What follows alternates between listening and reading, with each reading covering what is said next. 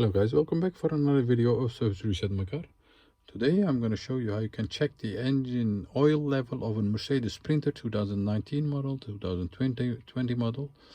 I'm going to show you how you can do it for yourself. This new model Sprinters doesn't have an oil stick, so you have to change the check them electronically with the instrument cluster. I'm going to show you I can do that. Before we start, I want to mention our YouTube channel. It's Service Reset My Car. I'd appreciate it if you subscribe to our channel. Give us more support by liking our videos. Any questions, any comments, use the comment area and I'll get back to you as soon as possible. Okay, let's start with this one. We had an oil change and I'm going to show you how you can check the engine oil level. First of all, turn the ignition on to the second position. All the light must go on. Then we're going to use this button over the home button. This area, this side of the steering wheel changes the menus on the instrument cluster, and this side changes the menu over here. And I'm going to show you how you can check the oil level. Press this once, then scroll to the left. This is a scroll button over here.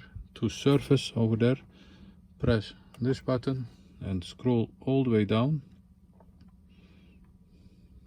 And then you see engine oil level.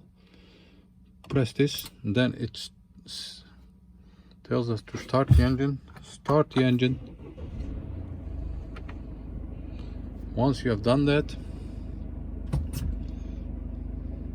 it says engine oil level, warm up the engine. Once you warm up the engine, you'll get an indicator. It says if the engine oil level is okay or not.